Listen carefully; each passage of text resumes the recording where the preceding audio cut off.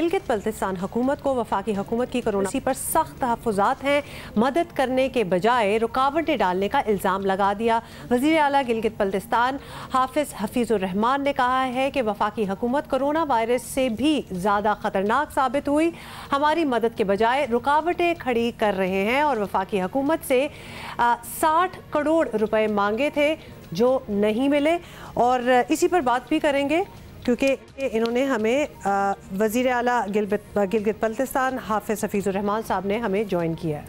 हाफिज़ साहब बताइएगा, अभी सूरत हाल क्या है? आपको शिकवा है कि वफाकी हुकूमत ने आपकी मदद नहीं की बल्कि रुकावट बनी कोरोना वायरस के फैलाव को रोकने में, ऐसा क्यों लग रहा है आपको? एक तो ये है कि ये तो आपको मालूम है कि एक पेंडेमिक है और पेंडेमिक में आईन पाकिस्तान में भी ये दिया गया है कि वो सूबों की मदद करेगी। हम गिलगित बल्तिस्तान एक एडमिनिस्ट्रेटिव प्रोविंस है, ये कोई कॉन्स्टिट्यूशनल प्रोविंस नहीं है, इसको डिविजिबल पूल से पैसे नहीं मिलते, इसको एक सालाना एक ग्रांट मिलती है, उसी के ऊपर बजट बनता है। हमारे अपनी कोई रेवेन्यूज नहीं है, हमारा जो भी इनडायरेक्ट टैक्स है वो फेडरल में चला जाता है, सूबे में उसका कोई टैक्स जो है कलेक्शन नहीं होती है। तो इस हवाले से हम उम्मीद रखते थे फेडरल गवर्नमेंट से कि ये तो एक इंटरनेशनल वबा आई है, हमारे इतने रिसोर्सेज नहीं है, सूबे में फेडरल को हॉस्पिटल नहीं है, प्राइवेट सेक्टर के हॉस्पिटल नहीं है। हम ये तवक्को रखते थे कि हमें फेडरल गवर्नमेंट इस कोरोना से रिलेटेड जो ऑपरेशंस हैं उसके लिए और जो लॉकडाउन के दौरान जो लोगों के मुतासिर हुए उसकी हमें भरपूर सपोर्ट करेगी। तो उन्होंने सिर्फ 40 या 20 करोड़ रुपया जो है वो एहसास प्रोग्राम के तहत कुछ लोगों में तकसीम किया है। बाकी उसके अलावा हमारे जो बजटरी अखराजात लगभग 1 बिलियन के हुए हैं, जिसमें से 50 करोड़ से ज्यादा के हमने राशंस दिए हैं। उसके अलावा हमारे यहाँ पे हमने जो है वो 2000 से ज्यादा होटल के कमरे जो है वो लिए हैं और डेली के उनके फूड के इश्यूज हैं, पीपीईज के इश्यूज हैं।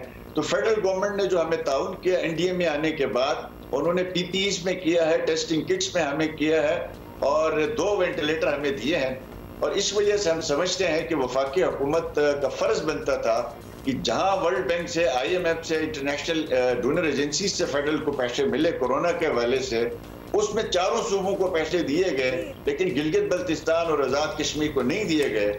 हम समझते हैं शायद से नहीं दिए। हफीज़ुर रहमान साहब जी, आपसे ये भी पूछना चाहेंगे कि वज़ीर आज़म ऐलान कर चुके हैं कि सियाहती शोबा जो है वो खोला जाएगा। तो गिलगित बल्तिस्तान तो ऑब्वियसली पाकिस्तान का टूरिज्म हब है, वहाँ इतनी बड़ी इंडस्ट्री है टूरिज्म की, तो आप लोग कौन कौन से इलाके सयाहों के लिए खोलेंगे और किन शराइत के साथ ये टूरिस्ट जो है वहाँ आ सकें?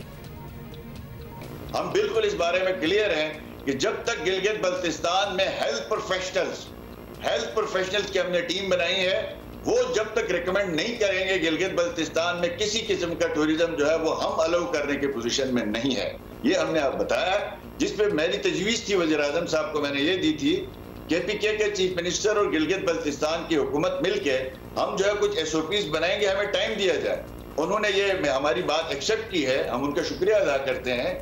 इसलिए आज हमारी टीमें काम कर रही हैं, क्योंकि KP और GB आपस में लिंक भी हैं। जो टूरिस्ट KP में आता है वो GB में आता है, इसलिए हम और KPK मिलके ऐसी मिसाल के तौर पर एक शर्त हम लाजमी उसमें रखेंगे कि जिसका टेस्ट फ्रेश हुआ हो और उसका पॉजिटिव हो उसको हम अलाउ करेंगे। साथ हमने टूर ऑपरेटर से कहा है गिलगित बल्तिस्तान के, यहाँ पे जो होटल एसोसिएशन है उनके साथ बातचीत कर रहे हैं। आया जो बहुत बहुत शुक्रिया हाफिज़ हफीज़ुर रहमान साहब, और बड़ा अच्छी तरह आपने कैटेगोरिकली कह दिया कि जब तक आप देखते नहीं है एनवायरनमेंट ऐसी बन जाए कि कोरोना से थोड़ी सी कमी हो जाए अगर कोरोना की, तो फिर ये स्पॉट्स खुलेंगे, अदरवाइज कोई इरादे नहीं है। ये भी क्लियर कर दिया कि जब तक गिलगित बल्तिस्तान के अपने जो डॉक्टर्स हैं, मकामी डॉक्टर्स, वो अलाउ नहीं करते, वो फीजिबल नहीं समझते, यानी टूरिज्म नहीं खुलेगा। और जिनका एक शर्त जिसका उन्होंने तस्करा किया कि टेस्ट आपका रिसेंट हुआ और टेस्ट आपका नेगेटिव कहना चाह रहे थे, तो फिर आप आ सकते हैं।